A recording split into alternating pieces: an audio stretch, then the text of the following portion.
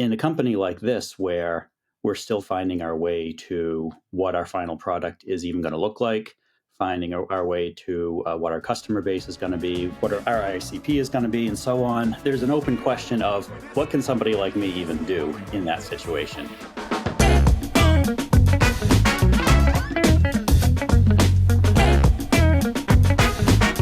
Are you ready for this? Good.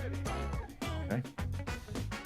What's up, lifers, and welcome to the Daily Stand-Up with Lifetime Value, where we're giving you fresh new customer success ideas every single day. I got my man Rob with us. Rob, do you want to say hi? What's up, people? And we have JP with us. JP, do you want to say hi? How are you? And we have Andy with us. Andy, can you say hi, please? Hey, everybody. Hello, hello. And I am your host. My name is Dylan Young. Andy, thank you so much for being here. Can you please introduce yourself? Sure. My name is Andy Magnusson. I am currently the founding customer engineer at a brand new startup called Sandgarden, which is so brand new that we don't really have a product yet. We're working on it. We don't have customers yet. We're working on it. And what I'm trying to figure out here at Sandgarden is how a customer-facing support kind of person can add value before we actually have customers. Okay, let me get to my last part here. Andy, we ask one single question of every single guest, and that is, what is on your mind when it comes to customer success? Now, rewind. What you just said about what you're trying to figure out, is that what's on your mind right now?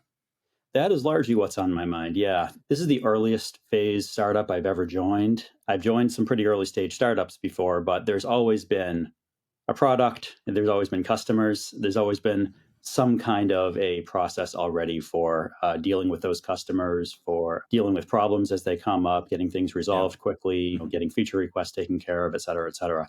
But in a company like this, where we're still finding our way to what our final product is even going to look like, finding our way to what our customer base is going to be, what our ICP is going to be, and so on, there's an open question of what can somebody like me even do in that situation? And so what I've been trying to figure out is thinking about the company 6 months down the road, a year down the road, and saying, if I were to join the company now, what would I want there to be in place to help me do my job? Yeah. And so as I figure these things out one at a time, I start building them. So working on building docs, working on with the founders, talking about what do we want the customer experience to look like? Who are we actually going to be trying to sell to? And so on and so forth. And reverse engineering my way into hopefully having a good process in place and a good foundation for when we actually do have customers that I need help.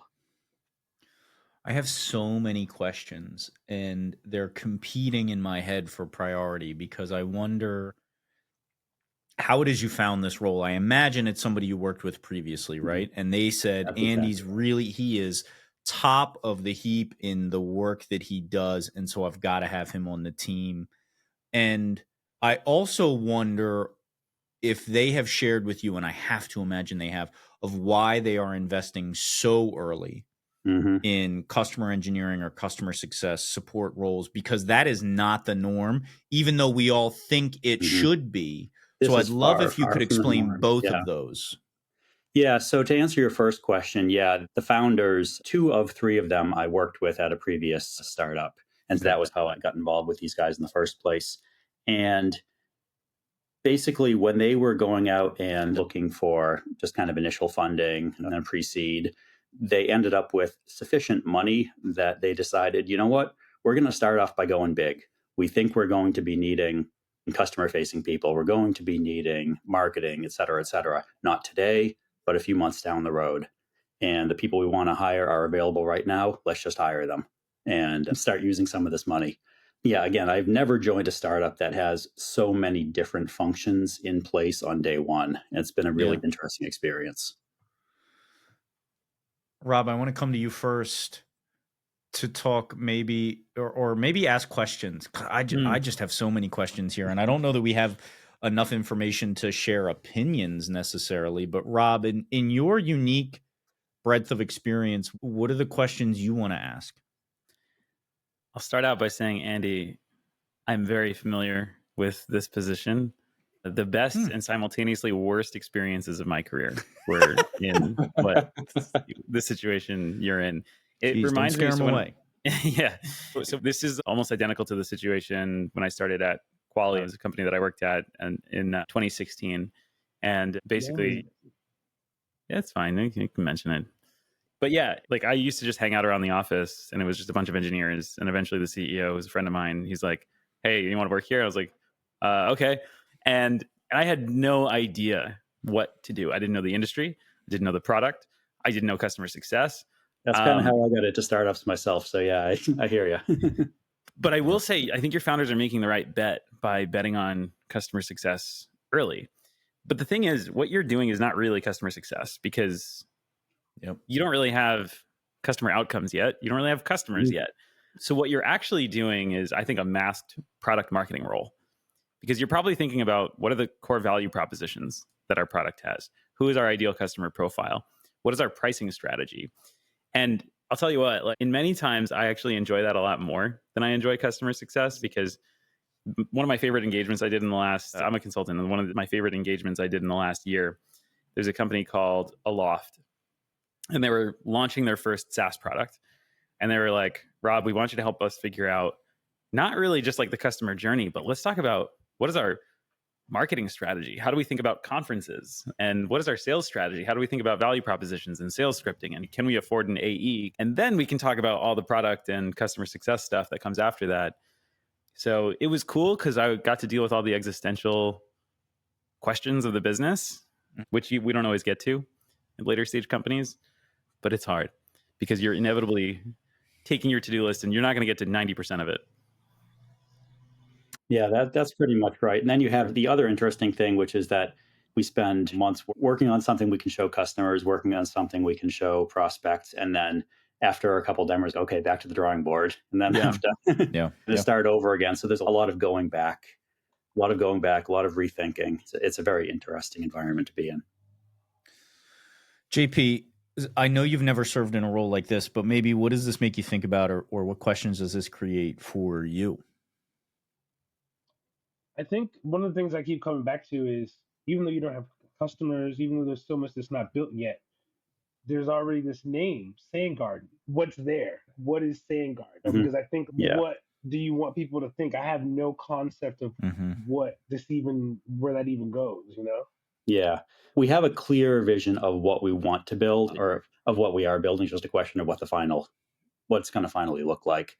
But yeah, so Sandgarden is a modularized platform for basically testing, deploying, and kind of iterating on AI apps. Sandbox. Sandgarden. Yeah. I got you. And our CEO is a really huge fan of Soundgarden, so I think that's where the name is. Okay, I was going to make that reference, but I didn't know. Questions. I asked that's the real question. Yeah. I knew. I had something. I was like, I guess where my head goes is like product marketing is one way to put it, but this early, it just feels more like, hey, Andy's really smart.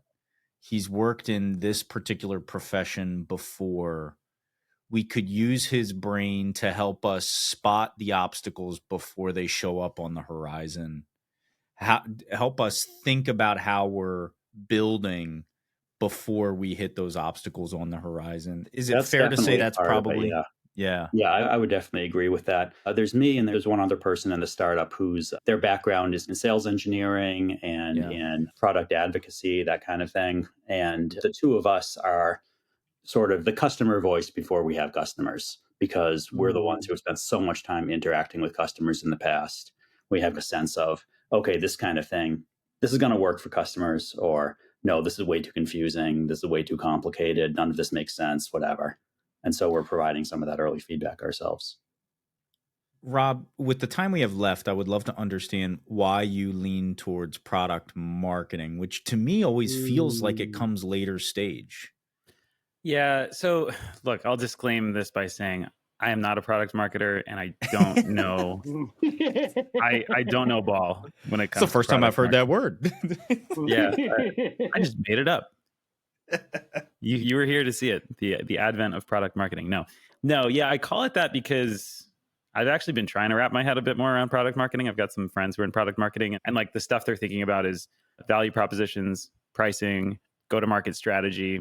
And that's like early stage stuff. Now, yes, it happens later too, but those are some of the foundational questions that I've run into, even like starting with what is the product? So if there's any product marketers listening here, they're like, wow, Rob's absolutely bastardizing our industry. It's going to sound like when our moms try to explain what customer success is.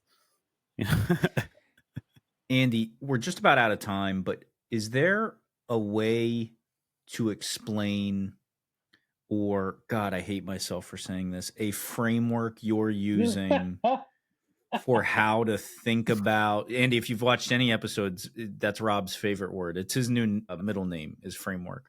But how do you think about, it's so early for people who are used to dealing with customers. So how do you reframe it in your head and decide what to work on?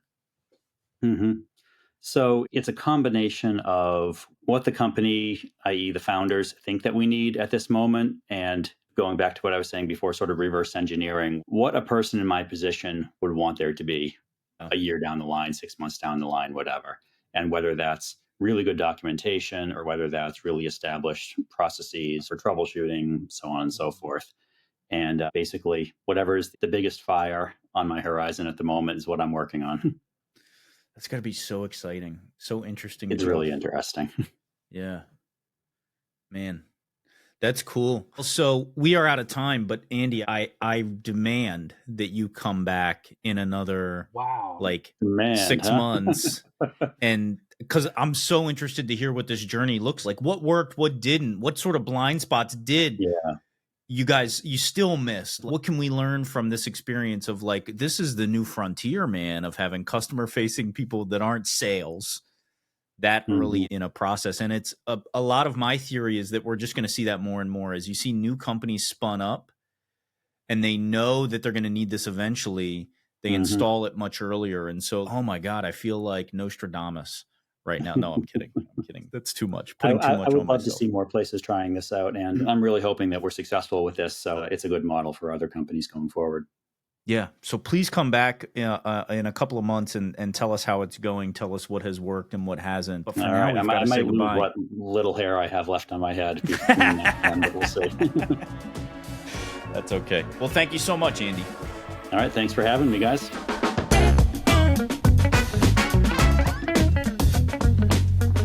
You've been listening to the Daily Stand-Up by Lifetime Value. Please note that the views expressed in these conversations are attributed only to those individuals on this recording and do not necessarily reflect the views and opinions of their respective employers. For all inquiries, please reach out via email to dylan@lifetimevaluemedia.com. Find us on YouTube @Lifetime Value and find us on the socials @Lifetime Value Media. Until next time.